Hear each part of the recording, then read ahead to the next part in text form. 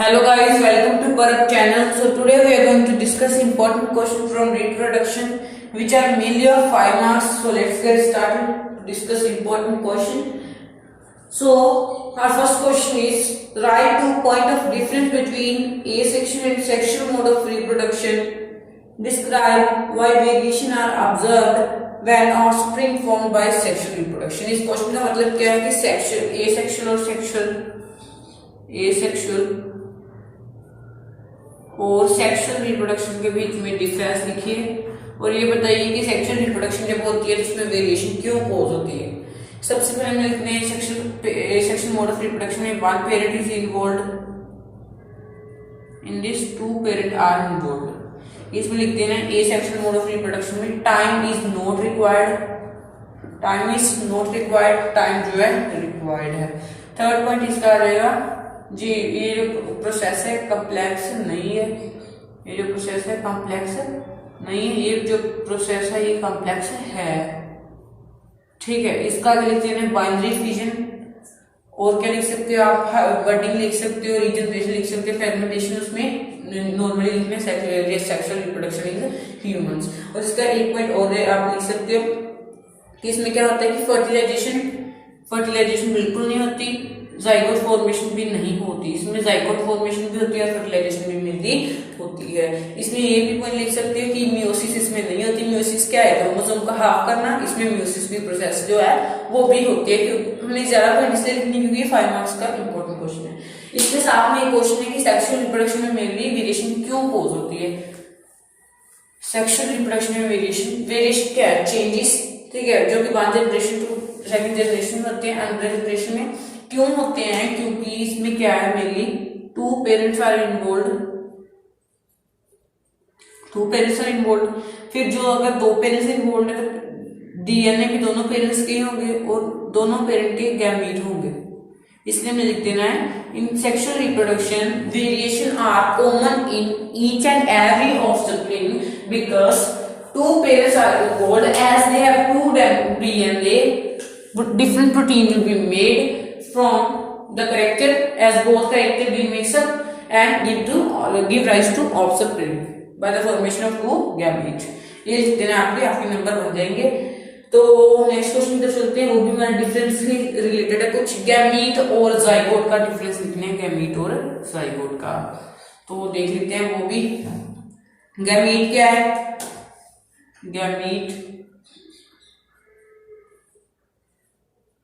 Gamete और zygote का,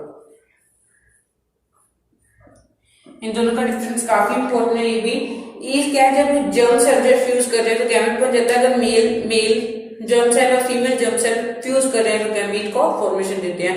but zygote क्या है, इसमें मेनली गैमीट वो है अगर एक ही जर्म सेल, या तो वो मेल हो या तो वो फीमेल हो।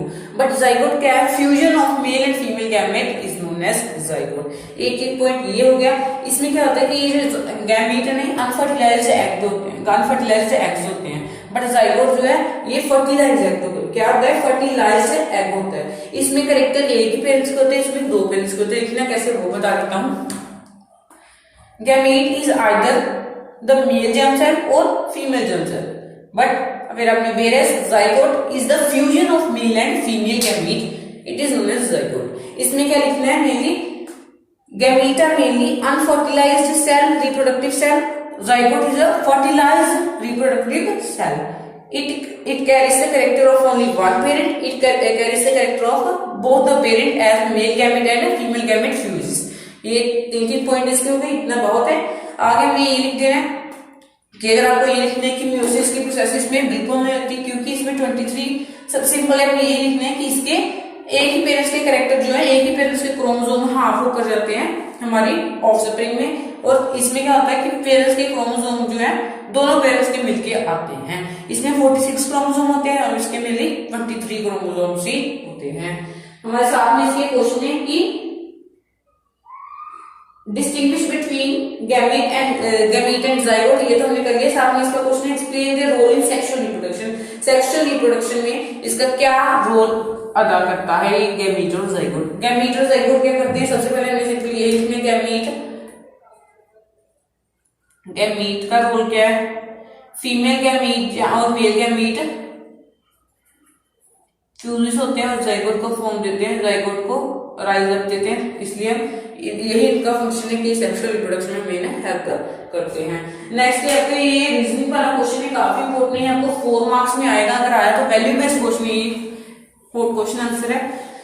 तो क्या है, कहते हैं कि mister Sehgal family was happy after the birth of their second child, her friend Mrs. Raman suggested to her undergo tubectomy. Tubectomy का मेन आपको बता दो ट्यूबेक्टोमी क्या है।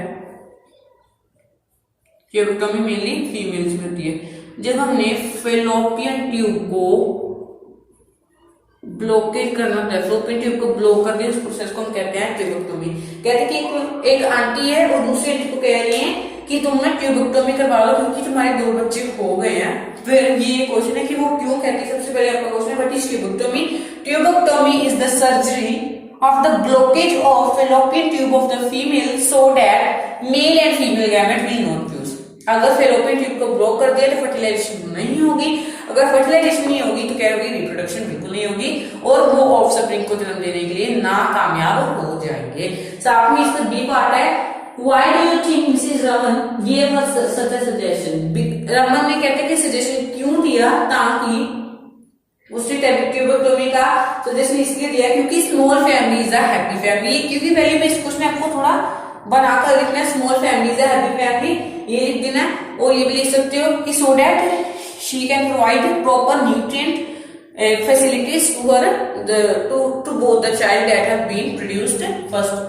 ये लिख सकते हैं कि ताकि वो जो बच्चे दूसरे 2 बच्चे हैं उनको अच्छे तरीके से न्यूट्रिशन प्रोवाइड कर सके, education facility, health facility, water sanitation provide कर सके। और ये भी लिख सकते हो कि स्मॉल फैमिलीज है हैप्पी फैमिली, सिंपल यही लिखकर छोड़ भी सकते हो। नेक्स्ट आपका क्वेश्चन है सी पार्ट है, can tubectomy prevent the spread of sexually transmitted disease. Simple आपने नो लिख देना। क्यों, कई बच्चे कंफ्यूज रहते हैं क्यों, क्योंकि मान लो ऐसे है ना, हमारा फीमेल रिप्रोडक्टिव सिस्टम कुछ ऐसे ही है, ठीक है, मान लो इतना ही है। जब स्पर्म यहाँ पे आ जाएंगे, मान लीजिए स्पर्म इसमें क्या है, एड्स है, इसमें एड्स वाले स्पर्म में इसमें एड्स वाली जर्म है, बट फेलोपियन ट्यूब तो यहाँ पे है, मेनली हमारी फेलोपियन ट्यूब तो यहाँ पे है, इसको ब्लॉक करेंगे तो स्पर्म तो यहाँ तक आ जाएगा, इसलिए फीमेल रिप्रोडक्टिव ऑर्गन में वो एडअप हो जाएगा, वो एंट्री तो कर जाएगा, तभी क्या हो जाएगा कि हमें एड्स हो जाएंगी क्योंकि उसने एंट्री कर दी। फेलोपियन ट्यूब तो कहीं आगे है, ठीक है। फेलोपियन ट्यूब ब्लॉक करने से क्या होगा, फ्यूजन नहीं होगी मेल और फीमेल गैमेट की, बट क्या होगा, जो एड्स है उसको हो सकती है, जो दूसरी जो बीमारियां जैसे बोर्ड्स है, स्टिट्स है, ये वाली सभी बीमारियां हो सकती हैं। नेक्स्ट आपका question, give reason for your answer why there is need of adopting contraceptive devices. कहते हैं कि कंट्रासेप्टिव डिवाइसेस की इतनी जरूरत क्यों है, क्यों हम उसको अपनाते हैं, अगर ना अपनाए तो क्या होगा, ये सब कुछ बताना है मेरे लिए। क्यों, अनवांटेड प्रेगनेंसी को रोकने के लिए,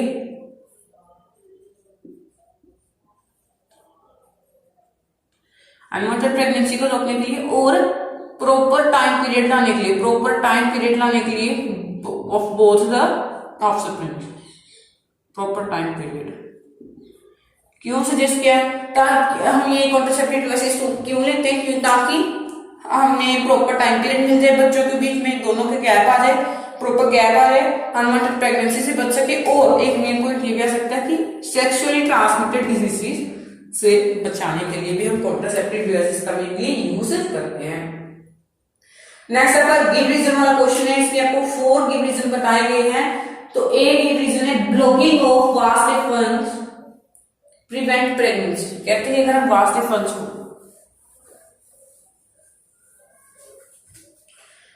अगर हम वास्ट डिफरेंस को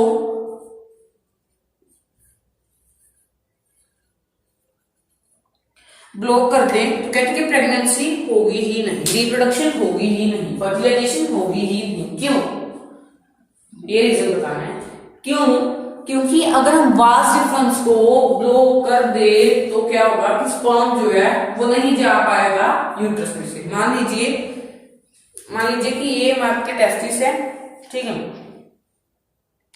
और यहां से मान लो ये वास्ट डिफरेंस है, अगर हमने इसको यहां से ब्लॉक कर दिया, यहां से ब्लॉक कर दिया, यहां तक स्पर्म आ जाएंगे, यहां तक स्पर्म आ जाएंगे, बट यहाँ से आगे ही नहीं जा पाएंगे, यहाँ से आगे ही नहीं जा पाएंगे तो यहाँ तक नहीं आएंगे, यहाँ पे इसका कोई नामो निशान नहीं होगा। इसलिए टेस्टिस से पेनिस से बाहर आने की के छोड़ो, आप यूट्रस में जाने की छोड़ो, पेनिस से ही नहीं ये बाहर जाएंगे। वास डिफरेंस क्योंकि ब्लॉक हो गई, अगर हमारी वास डिफरेंस ब्लॉक हो गई है तो कहां से जाएगा स्पर्म, ठीक है। जैसे मान लो ये मेरी एक नर्व है, ठीक है, ये मेरी यहाँ पे नर्व है, ब्लड कैपिलरी है, अगर मैं यहां से ब्लॉक कर दूं तो हाथ में मेरी ब्लड कहां से जाएगा, नहीं जाएगा ना। इसी तरह से मान लीजिए ये मेरी क्या है, वास डिफरेंस है, और ये मान लो टेस्टिस है, टेस्टिस से यहां से तक स्पर्म आ गया, बट स्पर्म आगे नहीं जाएगा, ठीक है, आगे नहीं जाएगा, इसका मतलब जो है फ्यूजन बिल्कुल नहीं होगी, यही इसका मेन क्वेश्चन है। नेक्स्ट आपका क्वेश्चन है, wind act as a pollinating agent, कहते हैं कि विंड कैसे एक्ट करती है पोलिनेटिंग एजेंट, इसका आंसर बताना है। The blowing of wind carrying the pollen grain from the stamen to pistil of the flower is known as mainly pollination। क्या है अभी देखते हैं। विंड कहते हैं कि विंड जो है ना पोलिनेशन करने के काम आती है। पोलिनेशन क्या है, स्टेमन से पोलन ग्रेन लेकर जाना पिस्टिल तक, उसको कहते हैं पोलिनेशन। विंड कैसे करती है, कहते हैं कि जब विंड ब्लो करती है, विंड बहुत तेज से आती है, मान लीजिए यहाँ पोलन ग्रेन था, यहाँ से उड़ के पिस्टिल तक चला जाएगा, पोलिनेशन हो जाएगी। इस तरह से हम कह सकते हैं कि विंड जो है पोलिनेटिंग एजेंट की तरह काम करती है। नेक्स्ट हमारा क्वेश्चन है, usage of condom prevent pregnancy, कहते हैं कि कॉन्डम जो है ना वो प्रेगनेंसी को प्रिवेंट करने का काम आता है, प्रेगनेंसी होने से हमें बचाता है, कैसे। फिर से वही बात, अगर जो कॉन्डम्स है ना मेनली पेनिस पे उसको पेनिस पे कवरिंग की तरह यूज करते हैं। हमने डेफिनेशन में भी पढ़ा है कि condom is a covering for the penis use करते हैं। स्पर्म रिलीज हुए, टेस्टिस से गए, वास डिफरेंस से गए, पेनिस तक आ गए, पेनिस तक आ गए और आगे हुआ हमारा कॉन्डम। कॉन्डम क्या एक्ट करता है कि मैकेनिकल बैरियर की तरह एक्ट करता है, जो कि क्या करता है, स्पर्म को मेल होने, स्पर्म रिलीज होगा पेनिस तक जाएगा, इंजेक्ट होने ही वाला होगा, बट क्या आएगा, एक बीच में कवरिंग जैसा कॉन्डम आ जाएगा, जिसके कारण क्या होगा कि स्पर्म जो है फ्यूज नहीं कर पाएगा। नेक्स्ट क्वेश्चन है हमारा, blocking of fallopian tube prevent pregnancy, कहते हैं कि अगर हम ट्यूबेक्टोमी यानी फैलोपियन ट्यूब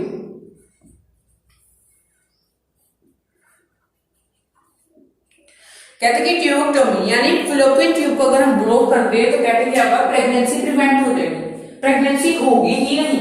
वो क्यों, जैसे कि मैंने आपको पहले भी बताया है कि प्रेगनेंसी कैसे प्रिवेंट हो जाएगी, अगर हमने फैलोपियन ट्यूब को, मान लीजिए ये हमारी फैलोपियन ट्यूब है, ठीक है, ये भी हमारी फैलोपियन ट्यूब है, यहां से मान लो ऐसे मैं कुछ कर देता हूं, ठीक है, यहाँ ऐसे, ठीक है, ये हमारी फैलोपियन ट्यूब है, यहां से मान लो एग रिलीज हुआ, यहां तक चला गया, यहां तक एग चला गया, बट यहाँ पे क्या है, ब्लॉकेज है, यहां से यहां एग नहीं जाएगा, बट स्पर्म यहाँ पे आ जाएगा, स्पर्म यहाँ पे आ गया तो ये इसके बीच में बैरियर की तरह एक्ट करेगा, एक तरह का बैरियर की तरह एक्ट करेगा, क्योंकि यहाँ पे सर्जरी होगी, ब्लॉकेज होगी, ये दोनों फ्यूज ही नहीं कर पाएंगे, तो फर्टिलाइजेशन कहां से होगी, ठीक है। इसलिए हम बोल सकते हैं कि ट्यूबेक्टोमी जो है यानी फैलोपियन ट्यूब की ब्लॉकेज को या फैलोपियन ट्यूब की सर्जरी को हम क्या कर सकते हैं कि अपनी प्रेगनेंसी से प्रिवेंशन कर सकते हैं। Next question, list two reason of using contraceptive method by married couple, कहते हैं कि मैरिड कपल जो होते हैं, शादीशुदा जोड़े जो होते हैं, कहते हैं कि वो जो है कंट्रासेप्टिव डिवाइसेस क्यों यूज मेनली करते हैं, क्यों, अनवांटेड प्रेगनेंसी पहले भी डिस्कस किए हैं,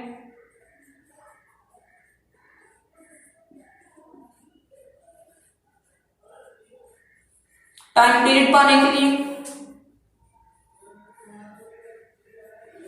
और क्या सकता है, एसटीडी सेक्सुअली ट्रांसमिटेड डिजीज से बचने के लिए, और क्या सकते हैं हमारा, ये मैंने 3-4 लिख सकते हैं, ठीक है। और फैमिली प्लानिंग के लिए, अगर हमने फैमिली प्लानिंग की है कि हमने 2 बच्चे ही गेन करने हैं तो 2 बच्चे ही आएंगे, इसलिए हम ये यूज करते हैं कंट्रासेप्टिव जैसे। ये 4 पॉइंट लिख दो तो आपके मार्क्स बन जाएंगे।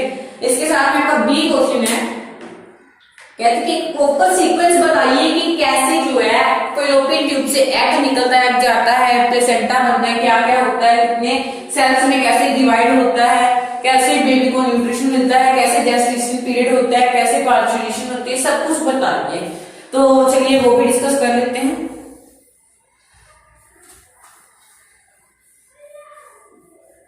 सबसे पहले हमारा मेन काम है कि फ्यूजन होती है, फर्टिलाइजेशन होती है।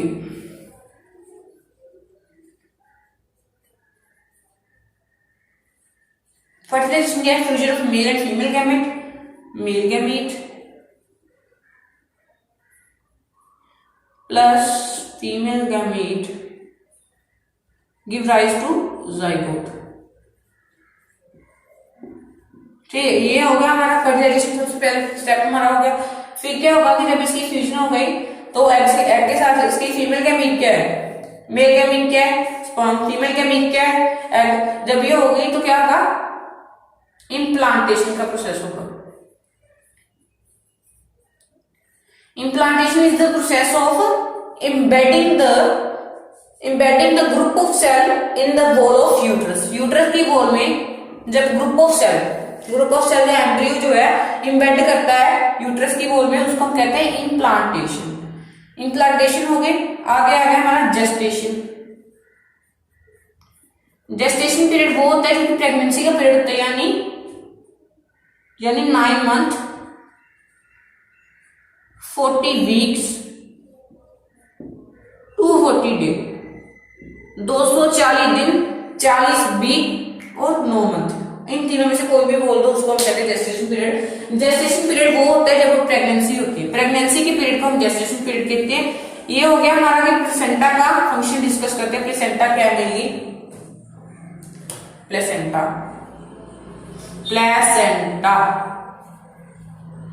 इज अ डिस्क स्ट्रक्चर जो कि करता है बेबी को न्यूट्रिशन प्रोवाइड करता है। न्यूट्रिशन प्रोवाइड कर देता है, ग्लूकोज, अमाइनो एसिड, वाटर, सब कुछ प्रोवाइड करता है। और साथ में क्या रहता है? इसमें से नाइट्रोजीनियस वेस्ट भी लेता है। नाइट्रोजीनियस वेस्ट को भी अपने पास फिर से वापस ले लेता है। अगर ये इसको glucose, amino acid, water, protein जो भी उसको चाहिए, जो भी उसकी नरिशमेंट के लिए इंपॉर्टेंट हो, वो उसको देता है। और क्या करता है कि उससे नाइट्रोजनियस वेस्ट वापस भी लेता है। इसको हम कहते हैं प्लेसेंटा। और इसका एक और फंक्शन देखिए। सबसे पहले मैं एक चीज आपको बताना भूल गया कि जब फर्टिलाइजेशन हो जाती है, फर्टिलाइजेशन होने से पहले यूट्रस क्या करता है? अपने आप को प्रिपेयर करता है। कैसे प्रिपेयर करता है? उसकी इनर वॉल जो उसको स्पॉन्जी बना लेता है, गद्दे की तरह बना लेता है, ताकि अगर फर्टिलाइजेशन हो, अगर रिप्रोडक्शन हो, अगर ऑफस्प्रिंग आने की संभावना हो तो यूट्रस क्या हो जाए, बच्चों को जो ऑफस्प्रिंग आएगा उसको कोई भी प्रॉब्लम ना आए। इसलिए यूट्रस अपने आप को प्रिपेयर करता है ताकि बच्चों को कोई भी तकलीफ ना आए, और अपने आप को स्पॉन्जी बनाता है। स्पॉन्जी कैसे बनाता है? इसके लिए जो स्पॉन्जी वॉल है ना, ब्लड वेसल से पूरी तरह से फिल होती है। ब्लड वेसल से फिल होने के कारण क्या होता है? पूरे तरीके से स्पॉन्जी बन जाती है, सॉफ्ट बन जाती है, जिसके बच्चे को क्या होता है? अच्छी तरीके से पूरी उसकी देखभाल करी जाती है। ये तो हो गया हमारा क्वेश्चन। नेक्स्ट क्वेश्चन की तरफ चलते हैं। काफी इंपॉर्टेंट और इजी क्वेश्चन है आपका नेक्स्ट वाला। कहते हैं सेक्शुअल मोड ऑफ रिप्रोडक्शन बताने आगे। Hydra, planaria, amoeba, spirogyra, rhizopus. Hydra budding, next planaria regeneration,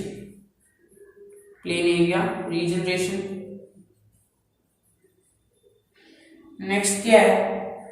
amoeba binary fission. Next क्या आपका? स्पाइरोगायरा का क्या है? फ्रेगमेंटेशन।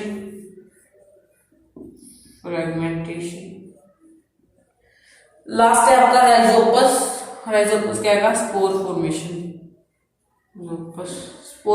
इसका ये तो हो गया हमारा एक पार्ट। साथ में इसका बी पार्ट है कि वेजिटेटिव प्रोपगेशन की क्या क्या फंक्शन है। ये तो हो गया हमारा। ये सभी क्वेश्चन 3 पार्ट में डिवाइड है। ये आप देख लेना कि कैसे इसके क्वेश्चन की डिस्ट्रीब्यूशन होगी, मार्क्स डिस्ट्रीब्यूशन। नेक्स्ट क्वेश्चन है कि वेजिटेटिव प्रोपगेशन की क्या फंक्शन है। एक तो क्या होता है, जो प्लांट सीड नहीं दे पाते उसको वायबल सीड मिल जाते हैं। जैसे कि बनाना प्लांट है, क्या आपने कभी बनाना की सीड देखी है? जी नहीं, बनाना की सीड मुझे नहीं लगता जिसने भी देखे होंगे, क्योंकि बनाना की सीड होते ही नहीं। तो जैसे कि बनाना प्लांट उसके सीड नहीं होते, तो उसको ग्रो कैसे करते होंगे? उसको ग्रो करते हैं वेजिटेटिव प्रोपगेशन से, प्रोसेस से। वेजिटेटिव प्रोपगेशन से क्या करते हैं कि हम प्लांट की जो स्टेम है, रूट है, ऐसे पार्ट से क्या कर देते हैं, उसकी क्या करते हैं? ग्रो कर लेते हैं। इसलिए जो प्लांट वायबल सीड देने के कामयाब नहीं हो सकते, इसलिए उनको क्या कहते हैं, वेजिटेटिव प्रोपगेशन से ग्रो कर लेते हैं। एक और प्लांट, एक और इसका फंक्शन है, ये चीप है, सस्ता प्रोसेस है, और क्या लिख सकते हैं, बेटर क्वालिटी आती है। अगर मान लो वो संतरा दिखता है, संतरा जो खट्टा होता है पहले, अब क्या आएगा, मीठा आएगा, क्योंकि वेजिटेटिव प्रोपगेशन का प्रोसेस जो है हो गया होगा। ये हम 3 फंक्शन इसके लिए। नेक्स्ट आपका सी पार्ट है, why can fertilisation not take place in flower if pollination does not occur. कहते हैं कि अगर पोलिनेशन नहीं हुई तो फर्टिलाइजेशन क्यों नहीं होगी। अगर पोलिनेशन नहीं हुई तो फर्टिलाइजेशन क्यों नहीं होगी। कहते हैं कि पोलिनेशन नहीं है तो फर्टिलाइजेशन क्यों नहीं होगी। पोलिनेशन क्या है, it is a transfer of pollen grain from the stamen to carpel, it is known as pollination. But fertilisation is the fusion of male and female gamete, is the known as fertilisation. अब pollination क्या है, transfer pollen grain का। अगर pollen grain ही नहीं transfer हुए तो fertilisation कहां से होगी। इसलिए pollination is very important before fertilisation. Pollination सबसे पहले पोलिनेशन होगी, फिर बाद में फर्टिलाइजेशन होगी। अगर पोलिनेशन नहीं हुई तो फर्टिलाइजेशन कहां से होगी। ये इसका मीनिंग। आशा करता हूं कि आपको समझ लग गई होगी। नेक्स्ट क्वेश्चन देखते हैं, name the mode of reproduction in the following organisms, planaria, hydra, Rhizopus. फिर से क्वेश्चन आया है, इसका मतलब काफी इंपॉर्टेंट क्वेश्चन होगा। ये मैंने डिस्कस कर दिया है। अब आपके बारे में आपको एक यहाँ पे होमवर्क दे रहा हूँ, प्लेनेरिया का आपने ढूंढ कर लाना है। प्लेनेरिया किससे अपनी रिप्रोडक्शन करता है, अभी इससे पहले वाले क्वेश्चन में बताया। नेक्स्ट है हमारा हाइड्रा, वो करता है बडिंग से। बडिंग इसका बताया, इसका अभी ढूंढना है। मैंने बताया भी, अगर आपको नहीं आ रहा तो वीडियो रिवाइव करके देख लीजिए। राइजोपस जानबूझ के मैंने क्वेश्चन डाला है ताकि आपको समझ आए। साथ में देखो डाल दिया, इसका मतलब काफी इंपॉर्टेंट क्वेश्चन है। राइजोपस का क्या है, स्पोर फॉर्मेशन। ठीक है। नेक्स्ट इसका बी पार्ट है, कहते हैं कि we can develop new plant from the leaves of bryophyte. Comment करो। कहते कि जो लीव्स ऑफ ब्रायोफाइट में ना, वहां से हम एक प्लांट ग्रो कर सकते हैं। वाह, ऐसे भी हो सकता है। आपके दिमाग पे घोड़े दौड़ रहे होंगे। क्या होता है मेनली, यहाँ पे एक ब्रायोफाइट में ऐसा प्लांट है जिसके लीव्स पे, लीव नोचिस पे या लीव मार्जिन्स पे बड्स उगे होते हैं, बड्स ग्रो किए होते हैं। अगर ये बड जमीन पे, सोइल पे गिर जाए तो न्यू प्लांट को जन्म दे देगा। चौंकने वाली बात है ना। अगर ये बड सोइल पे गिर जाए, फेवरेबल कंडीशन मिल जाए, वाटर मिल जाए, न्यूट्रिएंट मिल जाए, सब कुछ मिल जाए इसको, तो क्या होगा, ये जो ग्रो कर जाएगा न्यू प्लांट्स में, इसके ग्रोथ हो जाएगी। सी पार्ट है वेजिटेटिव प्रोपगेशन। कहते हैं, फिर से फंक्शन बताइए। जो प्लांट सीड नहीं दे सकते उसको भी हम वेजिटेटिव प्रोपगेशन से ग्रो कर सकते हैं। ये फर्स्ट पॉइंट है इसका। सेकंड पॉइंट ये है कि जो प्लांट है वो उसके सिमिलर कैरेक्टर आते हैं, सिमिलर आते हैं। ठीक है, वेरिएशन नहीं आती। सेकंड पॉइंट ये होगा। थर्ड पॉइंट ये है कि बहुत ही सस्ता प्रोसेस है, चीप है। फोर्थ पॉइंट ये है कि डिजीज फ्री प्लांट मेनली आते हैं, ऐसे हम लिख सकते हैं। Fourth point. नेक्स्ट क्वेश्चन की तरफ चलते हैं। नेक्स्ट क्वेश्चन क्या है कि काफी इंपॉर्टेंट नेक्स्ट क्वेश्चन भी आपका, what do you mean bye puberty. First question ये है, प्यूबर्टी क्या है।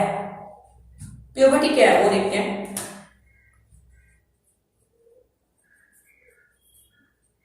प्यूबर्टी एक ऐसी एज है, प्यूबर्टी एक ऐसी एज है जब मेल और फीमेल दोनों क्या करने लगते हैं, रिप्रोडक्शन की एज के काबिल हो लगते हैं। क्या मतलब इसका, प्यूबर्टी एक ऐसी एज है जब मेल जो है, जब मेल जो है वो स्पर्म रिलीज करने के कामयाब हो जाता है, और जो फीमेल है वो एग रिलीज करने के काबिल हो जाते हैं, उसको हम कह देते हैं प्यूबर्टी की एज। मींस टू से कि जब रिप्रोडक्शन दोनों करने के काबिल हो जाते हैं, उसको उस एज को हम कहते हैं प्यूबर्टी की एज। नेक्स्ट आपको क्वेश्चन पूछा गया है, कहते हैं फंक्शन बताइए टेस्टिस के, सेमिनल वेसिकल के, वास डिफरेंस के और यूरेथ्रा के।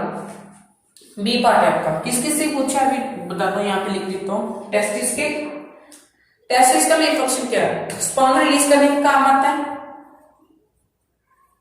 सबसे पहले लिखते हैं testis are mainly oval in shape. इसकी शेप क्या होती है, ओवल होती है। It is a primary male reproductive organ. ये सेकंड पॉइंट हो गया इसका। फिर थर्ड पॉइंट क्या आएगा, it help in release of sperm. Third point इसका। फोर्थ पॉइंट क्या आएगा, टेस्टोस्टेरोन एक हार्मोन है जो कि सेकेंडरी सेक्सुअल कैरेक्टर मेल को बिल्डअप करने की हेल्प करता है, यही फंक्शन है टेस्टिस का। सेमिनल वेसिकल्स का फंक्शन ये है, सेमिनल वेसिकल, ये जो सेमिनल वेसिकल है ये सैमन ऐड कर देती हैं, जो कि क्या करती हैं, स्पर्म को मिल्की बना देती है, दूधीला बना देती हैं, और जो स्पर्म है ना इजी से ट्रांसपोर्ट हो जाएगा, फ्लूइडी बन जाता है, पानीदार बन जाता है। इसके कारण क्या होता है कि जो स्पर्म है वो इजी से ट्रांसपोर्ट हो जाता है। नेक्स्ट हमारा सी है, वास डिफरेंस का क्या फंक्शन है।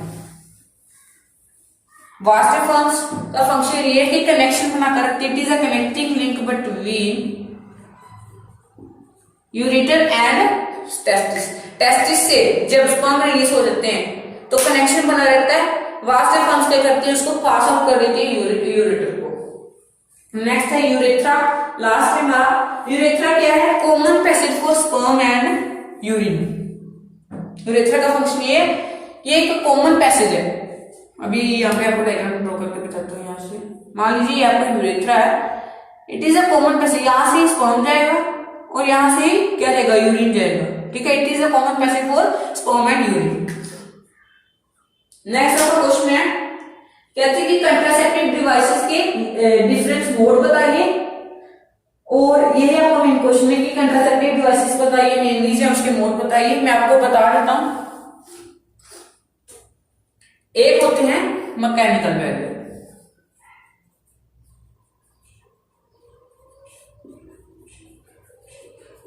ठीक है, फर्स्ट है हमारा मैकेनिकल बैरियर, सेकंड है हमारा सर्जिकल मेथड होता है, सर्जिकल मेथड, और लास्ट हमारा जो होते हैं वो होते हैं ओरल पिल्स, ओरल पिल्स। इन तीनों का फंक्शन बताने हैं। मैकेनिकल बैरियर जैसे कि condom also help in the prevention of the pregnancy. Second हमारा है सर्जिकल मेथड कौन कौन से होते हैं, जैसे कि वेसेक्टोमी और ट्यूबेक्टोमी। ये क्या करते हैं, ये भी प्रेगनेंसी से, अनवांटेड प्रेगनेंसी से प्रिवेंशन करते हैं। Surgical method mainly vasectomy, tubectomy थे। वेसेक्टोमी क्या है, जो कि वास डिफरेंस की ब्लॉकेज करने की हेल्प करता है, अनवांटेड प्रेगनेंसी को बचाता है। और ट्यूबेक्टोमी क्या है, कि जो कि फेलोपियन ट्यूब की अनवांटेड प्रेगनेंसी से बचाता है, उसको ब्लॉक करके। अगर ओरल पिल जो अगर हम ले लें तो हार्मोनल बैलेंस हमारा क्या होता है, डिसबैलेंस हो जाता है, जिसके कारण क्या होगा, स्पर्म की रिलीज स्पर्म जो रिलीज होते हैं ना वो होने बंद हो जाएंगे। और इसका ये भी लिख सकते हैं कि हम कॉपर टी और लूप टी, कॉपर ये भी लिख सकते हैं इंट्रा यूट्रिन कंट्रासेप्टिव डिवाइसेस। क्या है, आईयूसीपी। आईयूसीपी क्या है, इंट्रा यूट्रिन कंट्रासेप्टिव डिवाइसेस। ये क्या करते हैं, इसको हम, ये कुछ डिवाइसेस होती हैं जिसको हम यूट्रस में रखते हैं तो अनवांटेड प्रेगनेंसी से हम बच सकते हैं, जैसे कि कॉपर टी और लूप टी। 5 मार्क्स का क्वेश्चन है, काफी इंपॉर्टेंट है, देख लीजिए। आपका मेरे ये 5 मार्क्स वाले क्वेश्चन है ना वो कंट्रासेप्टिव वाले डिवाइसेस पे भी आ रहे हैं, यही आप देख लो एक बार। मैं कितनी बार बोल रहा हूँ, काफी इंपॉर्टेंट होगा, इसका मतलब तो यही है। तो नेक्स्ट क्वेश्चन लेते हैं, what is reproduction, explain is type बतानी इसकी। How are the mode of reproduction in unicellular multicellular difference. Reproduction बतानी है,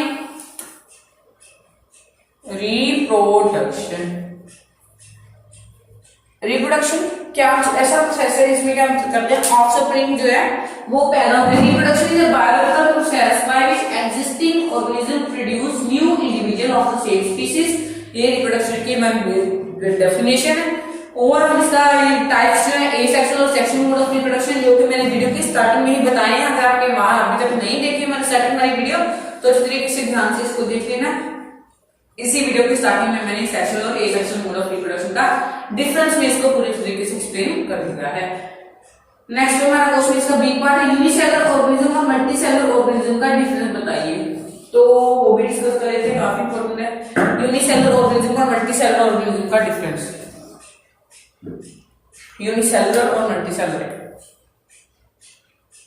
यूनिसेलुलर और मल्टीसेलुलर।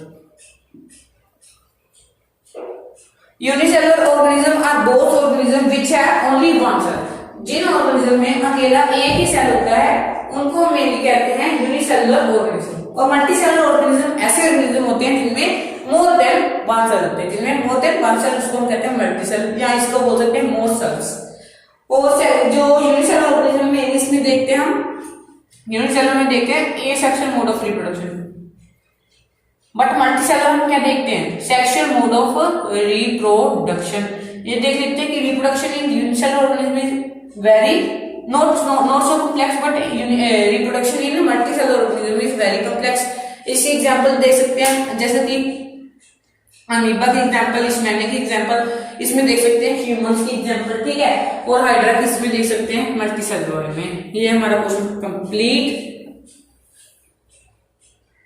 तो नेक्स्ट क्वेश्चन फिर से वही बात आ गई, फिर से हमारा नेक्स्ट क्वेश्चन वही है, what are sexually transmitted disease, name two viral and bacterial disease, और इसका बी पार्ट है what you mean by contraception, sexually transmitted disease. STDs उसने पूछा है, STDs are the mainly sexually transmitted disease which are mainly transferred from the